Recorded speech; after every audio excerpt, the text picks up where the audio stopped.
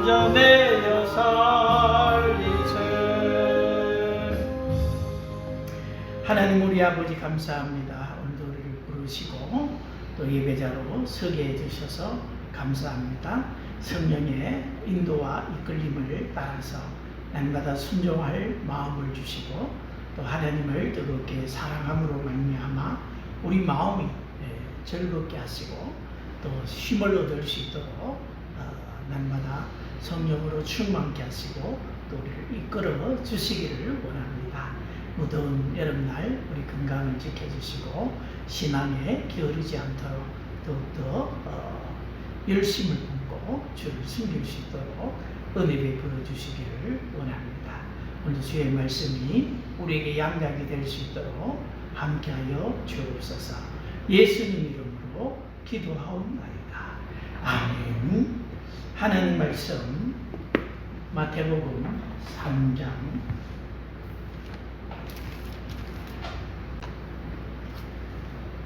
마태복음 3장 13절에서 17절까지 보겠습니다.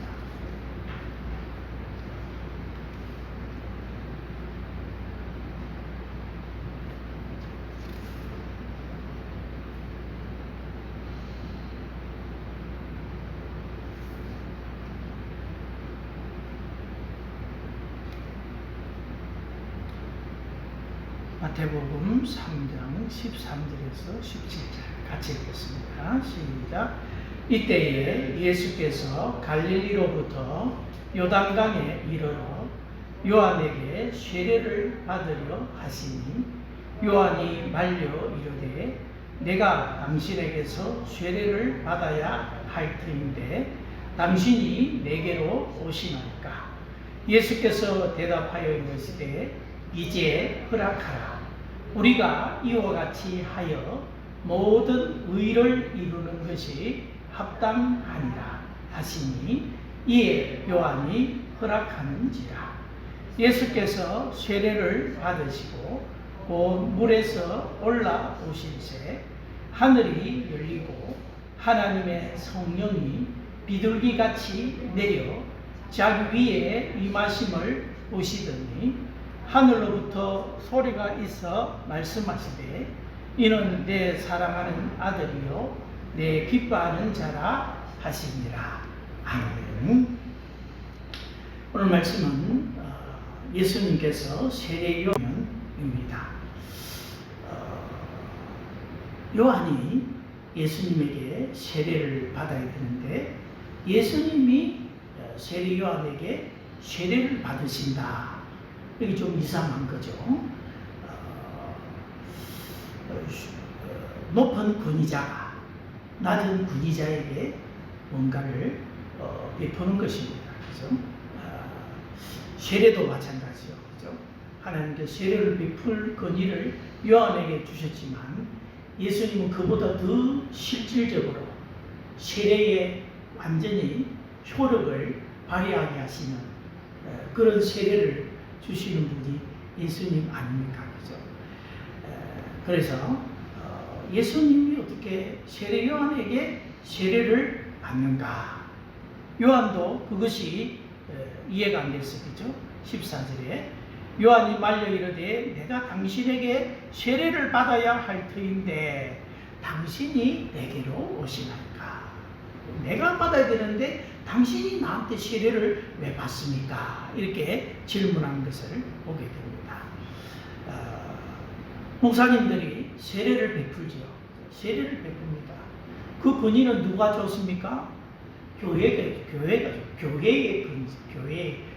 권위로 목사가 세례를 주는 것입니다. 그냥 성도들 둘이 앉아가지고 나도 예수 믿고 너도 예수 믿으니 내가 너한테 세례를 주면 너는 나한테 세례를 줘라. 이게 안 되는 거죠. 그죠? 세례를 통해서, 그 신앙 고백을 통해서 한 교회 속에 오기 때문에 교회 속에 들어오잖아요. 세례를 받으면 교회의 일원이 되는 것이고, 그렇기 때문에 교회의 근위로 세운 목사님이 세례를 주는 것입니다. 일전에 필리핀 선교사로 계시던 그 여자 선교사님이 계시는데, 그분이 우리 종회에다가 청원을 했어요.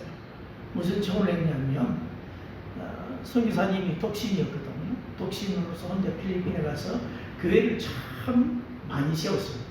김자선 선교사님이라고 교회도 많이 세우고, 저도 대학교 다닐 때 SFC에서 선교 여행을 필리핀에 갔었는데 그 여성 선교사님을 만나본 적도 있습니다.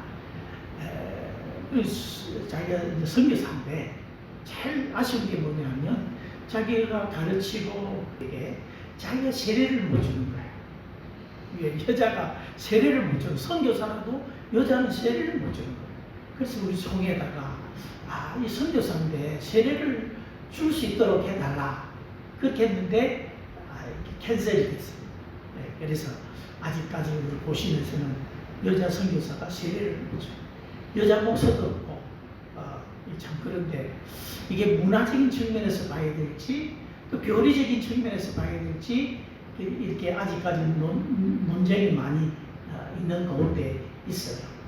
언젠가는 우리 교단도 여자 목사가 나올지 선교사님은 세례를 줄지 모르겠습니다만, 개인적으로는 선교사님 여자 선교사로 파송을 했는데 세례를 줄 수 있으면 좋겠다 그런 생각을 해본 적이 있습니다.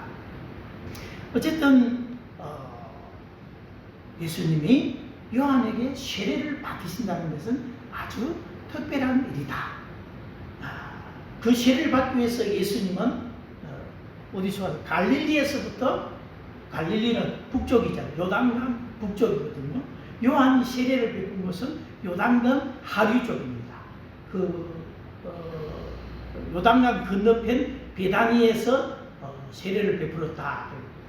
여리고 있는 그 근처에서 요한이 세례를 받았죠. 그러니까 세례 받기 위해서 한참 내려와야죠. 그래서 요한이 세례 일부러 갈릴리에 계시다가 지금 내려온 거죠. 예수님은 자기의 모든 근위를 다 내려놨다. 세례 받기 위해서. 내가 하나님인데, 내가 하나님의 아들인데 내가 어떻게 너한테 세례를 받냐, 따지고 들면 요한도 어떻게 할 수가 없는 거죠. 그런데 예수님이 다 뭔가 뜻이 계신 것이죠. 하늘 보좌를 버리시고 땅으로 내려오시고, 하나님과 본체시나 하나님과 동등됨을 취할 것으로 여기지 아니하시고, 하나님이시면서 하나님의 성부의 뜻에, 계획에, 우리를 구원하시려고 하는 그 계획에 완전히 복종하신 분이 예수님이시고, 또 하나님이시만 사람의 몸을 입고 이 땅에 오시고, 정말로 세례의 본질을 행하신 분이 예수님 아닙니까? 그럼에도 불구하고 예수님은 자기를 주장하지 않으시고 그 모든 권리를 다 내려놓으시고 오히려 요한에게 세례를 받으려고 하고 있습니다. 여기에 대해서 세례 요한이 극구 반려를 하는 거죠. 그때 15절에 예수께서 대답하여 이르시되 이제 허락하라.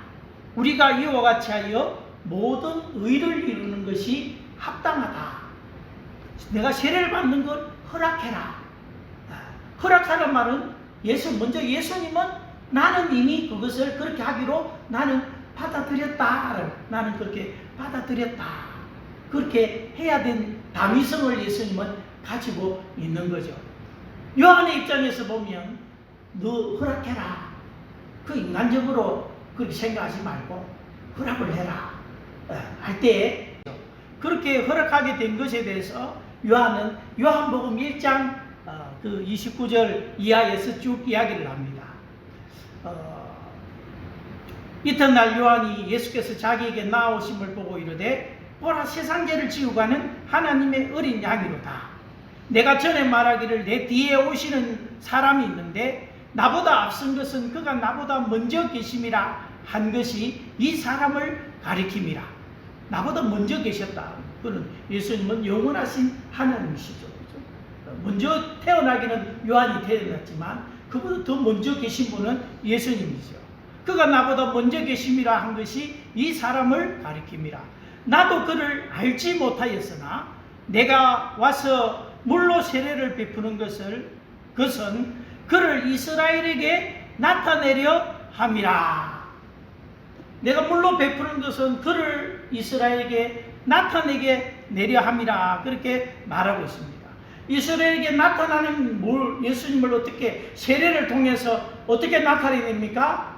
시작하면서 보라 세상 죄를 지우가는 하나님의 어린 양이로다. 이것을 나타내려고 지금 이 세례를 요한이 허락한 것.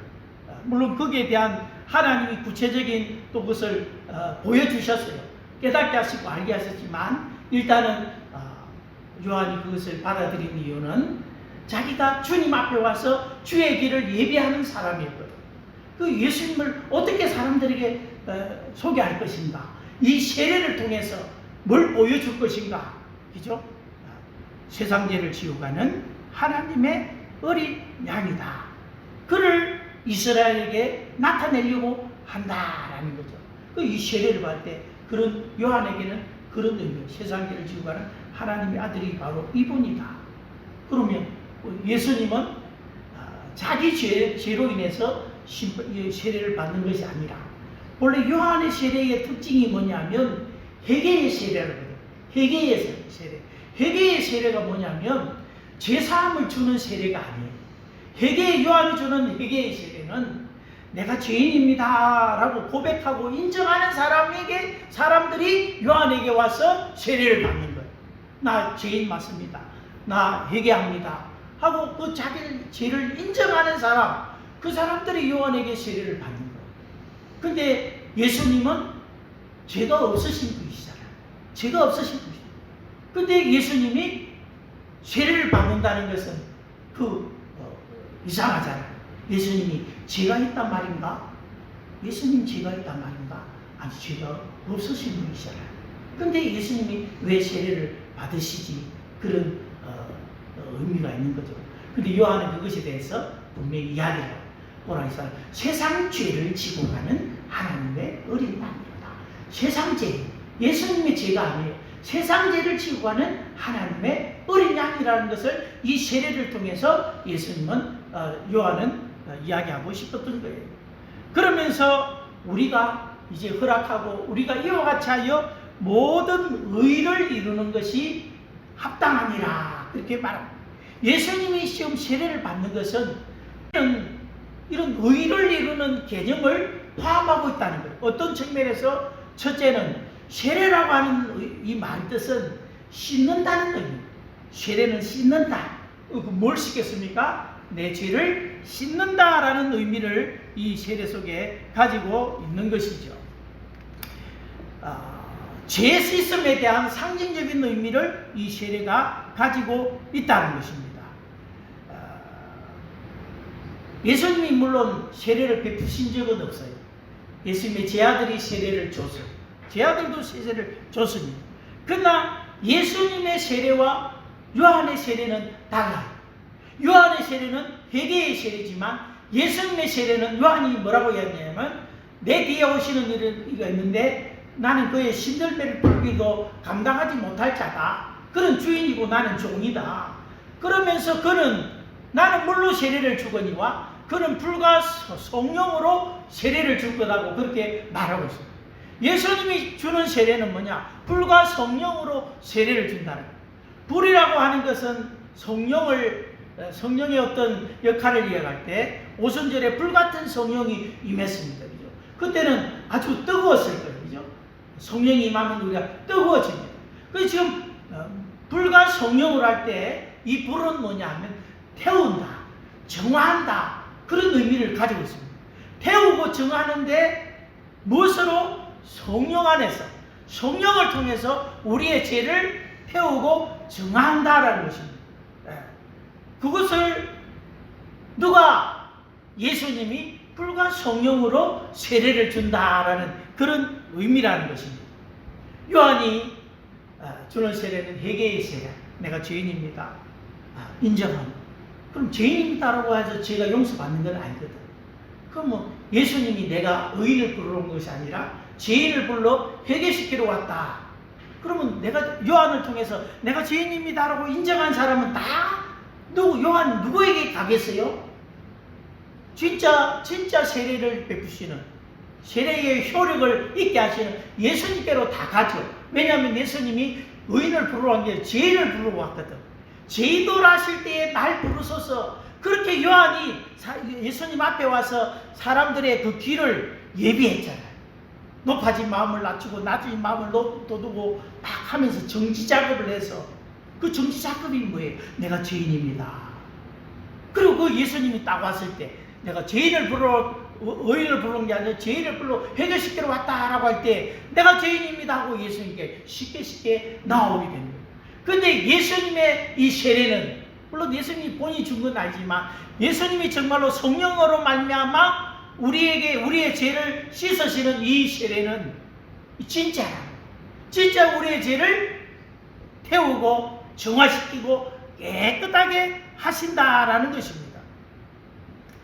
그것이 그렇게 깨끗하게 하고 정화시키고 성령 안에서 그게 뭡니까? 그렇게 해서 우리가 의롭게 되는 것이죠. 그러니까 나는 구원받았다, 나는 죄 씻음 받았다라고 하는 그 확신의 근거는 예수님의 예수님께 달린 거죠.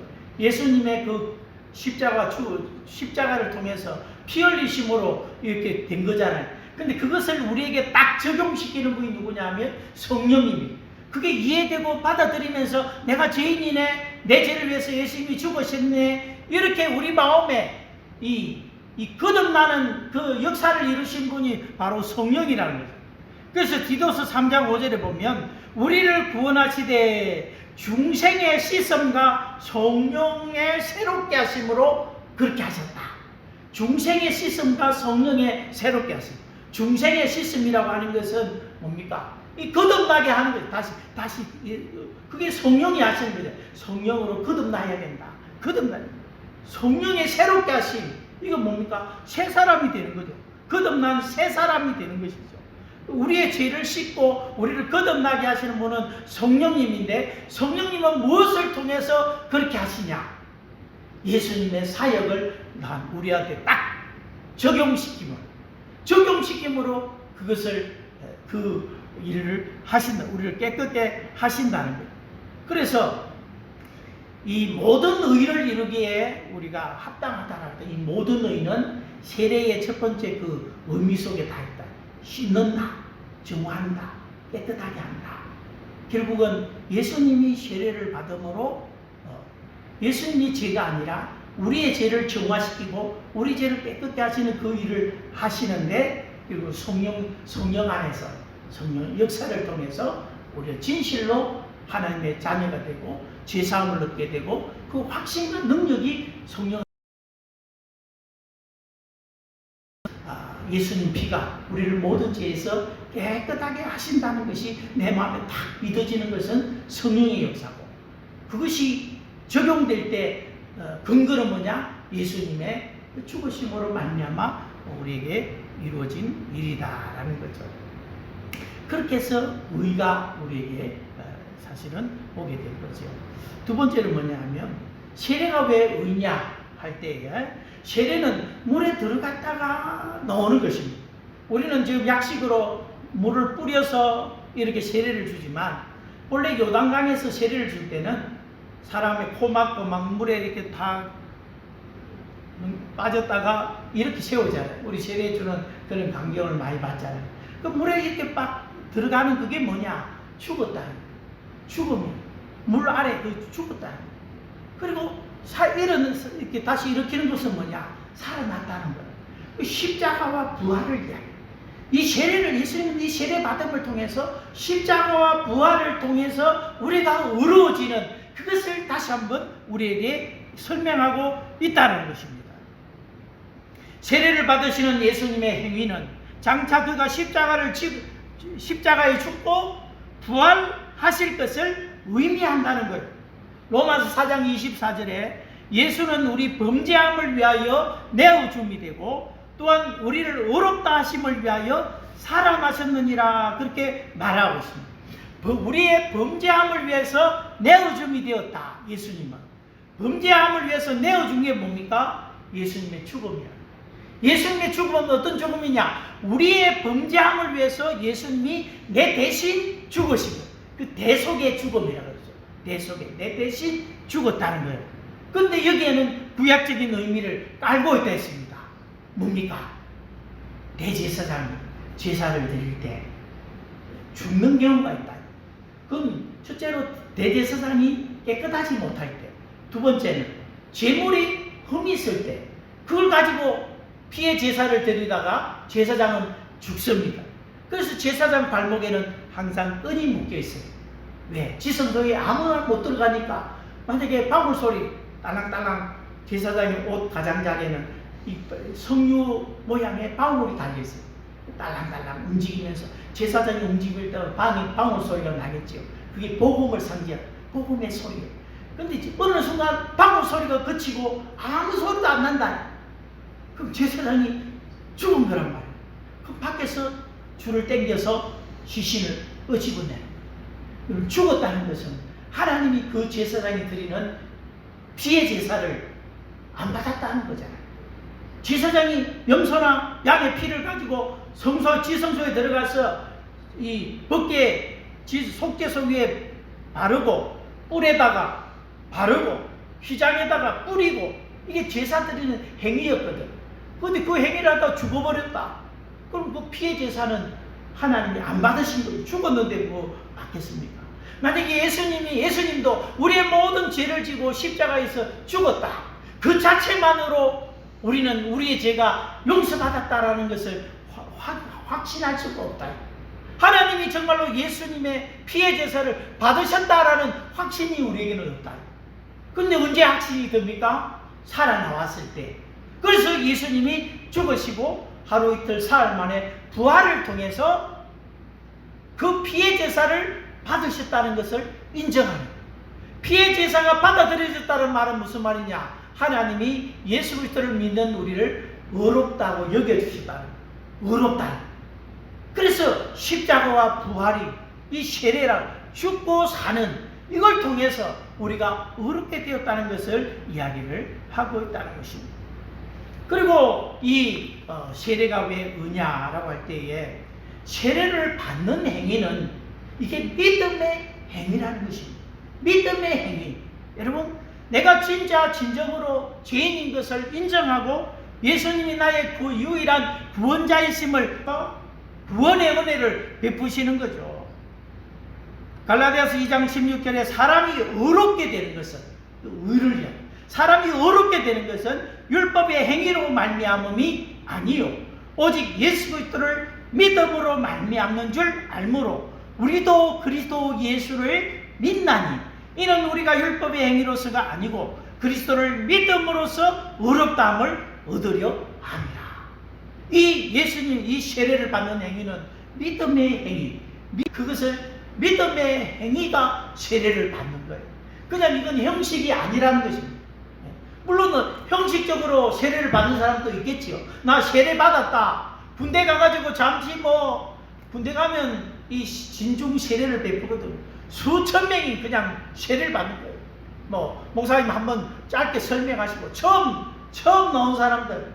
근데 어떤 사람은 그냥 초코파이 받아 먹으러 온 사람도 있고 그냥 누가 스님이 네가 가라 해가지고 그냥 나온 사람도 있고 그래가지고 막 나와가지고 전도하다 보면 저 군대 있을 때 세례 받았다니.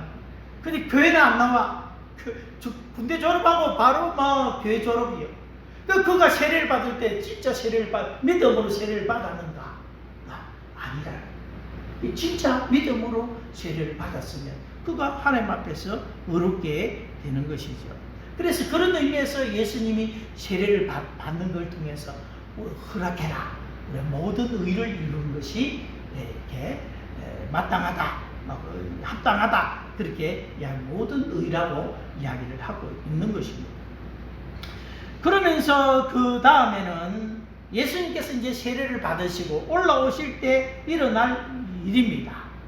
하늘이 열리고 하나님의 성령이 비둘기같이 내려 자기 위에 임하심을 보시더니 하늘로부터 소리가 있어 말씀하시되 이는 내 사랑하는 아들이요 내 기뻐하는 자라. 우리가 성경에서 맨날 교리적으로 삼위일체 하나님이다. 성부와 성자와 성령 하나님은 한 분 하나님으로 성부와 성자와 성령이 진짜가 한 분인지 어떻게 존재하는지에 대해서 사람들이 의문을 가진 적이 많은데, 예수님이 세례를 받을 때에 이 분명히 성부가 계시고 성자가 계시고 성령이 계시다는 것을, 이 삼위가 한 장면 속에 이렇게 들어가 있는 것은 여기 성부, 성자, 성령이 한 장면에 나오는 거예요. 예수님이 성부로 변했다가 성부가 예수님이 되고 성부가 성령이 되고 그게 아니라는 것입니다. 각각으로 존재하시면서도 한 하나님이라는 거예요. 그 각각으로 존재하는 것을 즉 여기서 잠깐 보여준다. 왜? 예수님은 지금 세례를 받고 나오시고 그 예수님 위에 성령이 비둘기같이 내려오시고 그리고 하늘에서 성부 하나님의 음성이 들린다. 그 성부, 성자, 성령이 한 자리에 지금 같이 있는 거예요. 여러분, 그러니까 여러분 삼위일체라는 이 말을 할 때에 각각으로 존재하신다는 거 알겠죠? 각각으로 각 인격으로 존재하신다. 그러나 한 하나님이시다. 또 각각을 이야기할 때도 성부도 하나님이시고 성자도 하나님이시고 성령도 하나님이시다. 그러나 하나님이 세 분이다라고 이야기하면 안 된다. 하나님은 한 분이신데 세 인격으로 존재하고 계신다. 이렇게 이야기해요. 하나님은 한 분이신데 세 인격으로 존재하신다. 물론 그 각각을 이야기할 때는 어쨌든 그 삼위가 각각으로 존재하는 것을 이 본문에서 우리에게 이야기해 준다는 거예요. 근데 어쨌든 요한이 세례를 주고 나서 일어난 현상이 이렇다는 거예요.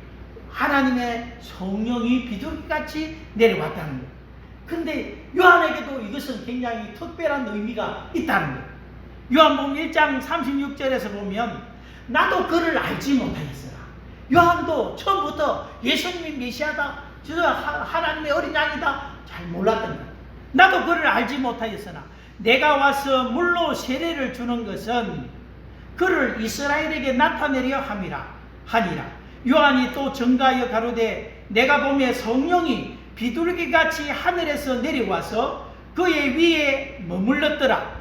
나도 그를 알지 못하였으나 나를 보내어 물로 세례를 주라 하신 그이가 나에게 말씀하시되 성령이 내려서 누구 위에든지 머무는 것을 보거든 그가 곧 성령으로 세례를 주는 이인 줄 알라 하셨기에 내가 보고 그가 하나님의 아들이심을 증거하였노라. 하나님이 세례 요한에게 미리 말씀하셨어요. 나도 그를 잘 몰랐으나 나를 보내어 물로 세례를 주라 하신 그분께서 또 뭐라고 말씀하셨느냐면 성령이 내려서 누구 위에든지 머무는 것을 보거든 그가 곧 성령으로 세례를 주시느니라. 성령으로 성령 세례. 성령 세례가 뭡니까? 예수를 믿고 거듭난 그 영혼이 성령으로 세례를 받았다고 하는 거예요. 오순절 파에서는 성령 세례를 무슨 제2의 축복이다 그렇게 이야기하지만 우리가 한 몸으로부터 세례를 받아서 한 몸을 이루다. 고린도전서에 보면 우리가 그렇게 한 세례를 받아서 한 몸이 되었다 그런 표현이 있어요. 그래서 한 성령으로 세례를 받아서 우리가 한 몸이 되었다. 성령 세례라는 말은 내자는 없지만 성령으로 세례를 이렇게 준다, 이렇게 부르다. 그런 표현을 했죠. 이걸 성령 세례라고 하는 거죠. 그래서 요한도 그가 성령으로 세례를 줍니다. 예수님이 성령으로 세례를 주니까 효과가 바로 나타나는 거죠. 이 성령이 아까도 이야기했던 중생의 씻음과 성령의 새롭게 하심이 그 십자가에 못 박히신 예수님, 부활의 주님을 받아들일 때 내 마음에 확 믿어지고 감동, 감화, 역사, 충만, 확신이 확 오고 그 믿어지는 것은 성령의 역사라는 성령이. 오늘도 그 요한병원해가지고 할아버지 할머니들 앞에서 또 이야기를 하는 거예요. 오늘 죽으시다면 천국할 확신이냐, 손 들어보니까 또 손을 안 들어.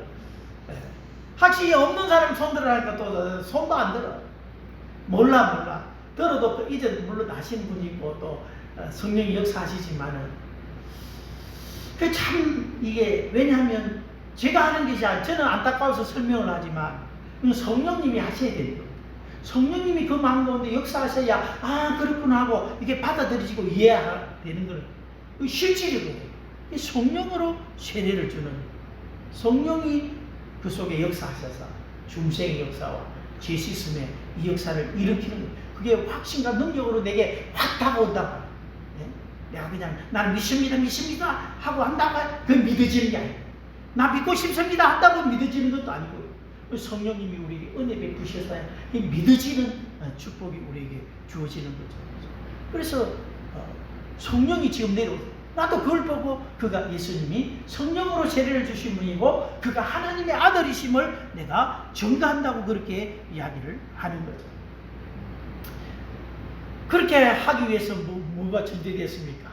하늘이 열리고 이 하늘이 열려야 돼요. 땅의 것으로는 하늘의 것을 열 수 없어요. 하늘이 열려야 땅의 것이 보이고 하늘이 열려야 모든 것이 이해가 되는 거예요. 이성의 빛으로 이게 다 이해되는 게 아니에요. 아무리 이해시키려고 해도 이건 영적인 언어고 영적인 거기 때문에 이해가 안 되는 거예요. 그래서 하늘이 열리면 내 심령 가운데 성령의 조명이 비치면 성령이 빛이잖아요. 성령이 예수님도 빛이고 성령도 빛이잖아요. 성령의 빛이 내 마음에 확 비춰지게 되면 이때 하늘이 열리고 진리가 열리고 이게 깨달아지고 이해되는 역사가 있는 거죠. 세례요한도 자기도 몰랐어요. 근데 하늘이 열리고 이 말씀이 그대로 이루어지는 것을 보면서 아 그렇구나 그렇게 한 거죠. 그러면서 성령은 왜 비둘기같이 내려오셨냐? 비둘기냐? 그죠? 비둘기냐? 뱀같이 지혜롭고 비둘기같이 순결하라 그랬어요. 비둘기를 이야기하는 구약의 표현도 많지만 신약의 표현을 그대로 적용시키자면 성령이 비둘기같이 오신 것은 성령이 성결의 영입니다. 성결의 영이기 때문에 예수는 지금 우리의 모든 죄를 지고 지금 세례를 받으신 거잖아요. 세례를 받으시고 죄 없으신 그분이 세례를 받으신 이유는 우리의 모든 죄를 그가 앓아갔기 때문에 그가 우리의 모든 죄짐을 그가 지셨기 때문이거든요. 그러나 성령이 증거하신 증거는 뭡니까? 그분은 성결하시다. 예수는 성결하시다. 그분은 죄가 없으신 분이시다. 그러나 그가 죄인처럼 십자가에 죽으신 것은 그의 죄가 아니라 우리의 죄 때문이다. 그걸 성령님이 증거하시는 건 아닙니까 여러분? 계속 증거하시는 그 성령이 비둘기같이 왔다. 성부가 예수님에게 이는 내 사랑하는 아들이요 내 기뻐하는 자라. 지금 예수님이 세례를 받는 것은 엄청난 우리가 기념식도 있지만 행사도 있지만 그 행사를 초과하는 엄청난 지금 사건이에요. 성부와 성자와 성령이 좀 같이 어우러져서 이 일을 격려하고 이 일을 지지하고 예수님 세례 받는 것을 지지하고 막 격려하면서 또 예수님도 거기에 대해서 성부의 뜻에 대해서 순종하기로 작정하시고 그런 놀라운 장면이 이 세례를 통해서 이루어지는 거예요. 아버지께서 이는 내 사랑하는 아들이요 내 기뻐하는 자라. 난 너를 사랑한다. 아버지가 아들에게 아버지가 부모가 자식에게 해줄 수 있는 가장 아름다운 말은 뭡니까? 내가 너를 사랑한다. 내가 너를 사랑한다. 어떤 조건을 따라서 한 게 아니라 그런 조건이 안 될지라도 네가 공부를 잘하기 때문에 네가 잘났기 때문에 내가 너를 사랑하는 것이 아니다.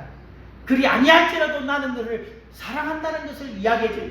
접시 하나 깼다고 온갖 욕설을 다 하고 막 우리 한국 사람들은 어찌 그런 일이죠. 우리 사람의 인격을 어떻게 그리 무시하는지 사람 뭘 하나 남편이 잘못하고 아내를 잘못하고 그거 가지고 터집을 잡고 사람이 귀하지 그게 귀하냐. 사람 마음 상하게 하지 마라. 난 너를 사랑한다. 이 얼마나 내가 너를 기뻐하더라. 내가 너는 나의 기쁨이야. 이 말로도 얼마나 기분 좋은 말이야. 너는 나의 기쁨이야. 즐거움이야.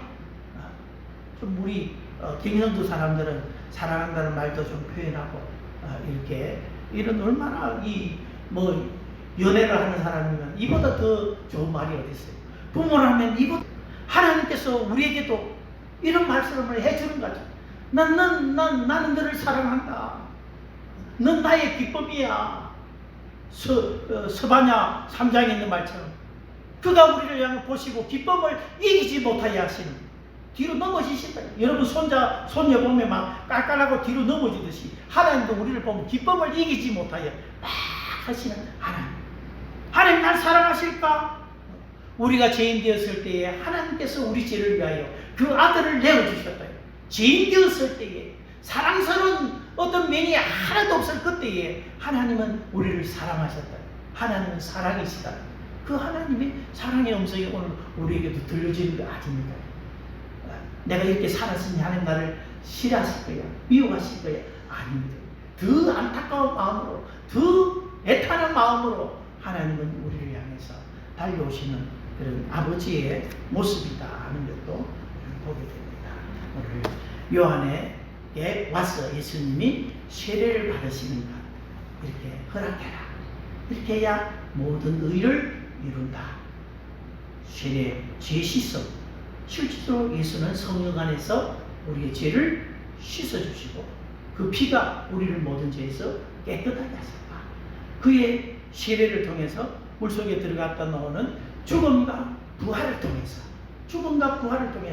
우리가 하나님 앞에서 의롭다고 인정받았음을 이 세례를 통해서 우리 증거하는 것이고 우리가 그 예수님의 모든 사역을 우리 마음의 믿음으로 말미암아 의롭게 되는 이것을 우리에게 해주고 있고 그런 모든 사역을 위해서 예수님이 기꺼이 자발적으로 자기의 모든 권한과 권세를 내려놓으시고 낮고 천한 이 땅에 오셔서 인간의 몸을 입고 그게 죄를 뒤집어 쓰시고 우리 대신 죄값을 치르신 그 예수님의 놀라운 은혜와 사랑을 우리가 늘 기억하고 그런 사랑으로 우리가 성령으로 거듭나고 성령의 예수님의 사역과 십자가 부활의 사역과 성령님의 그것을 우리 속에서 적용하신가 하나님께서 죄인인 우리를 불러주시는 그 삼위 하나님의 놀라운 사랑 속에서 여러분들이 태어나는 여러분이 지금 여기 있는 것입니다.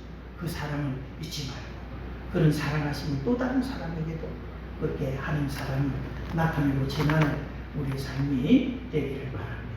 기도하겠습니다. 하나님 우리 아버지 감사합니다. 죄인인 우리를 하나님께서 불러주시고 하나님의 거룩한 자녀로 삼아주신 것 감사합니다. 공짜가 아닙니다. 놀라운 하나님의 은혜였습니다. 죄 없으신 예수님이 우리의 죄를 뒤집어 쓰시고 우리의 죄값을 다 치루어 주셨습니다. 하나님 아버지 이 은혜 이 사랑 하나님 잊지 말고 마음에 간직하고 늘 하나님을 향해서 우리가 사랑한다고 또 고백하고 하나님을 기뻐하는 것이 너희의 힘이고 즐거움인 줄 알고 하나님을 또한 기뻐할 뿐만 아니라 이 구속의 은혜를 많은 사람들에게 전가하는 우리의 삶이 되기를 원합니다. 말씀이 우리 마음 안에 잘 새겨질 수 있도록 성령님 역사하여 주시옵소서. 한 3일 동안도 우리를 지켜주시고 무더위 속에서 하나님 우리의 그늘이 되어 주옵소서. 이제는 죽으시고 부활하신 우리 구주 예수 그리스도의 크신 은혜와 아들을 아끼지 아니하시고 죄인을 구원하시기 위해서 이 땅에 보내주신 하나님 아버지의 놀라우신 사랑과 그 예수 그리스도의 사역을 우리의 심령 가운데 적용하심으로 말미암아 믿어지게 하시고 하나님 확신과 능력으로 깨달아지게 하시고 또 그 효력으로 내가 구원받았음을 확신케 하시는 그 은총의 역사가 오늘도 함께 세례받으시는 예수님을 통해서 은혜 받기 원하는 주의 백성들 10년 가운데 이제로부터 영원토록 함께 계실지어다. 아멘.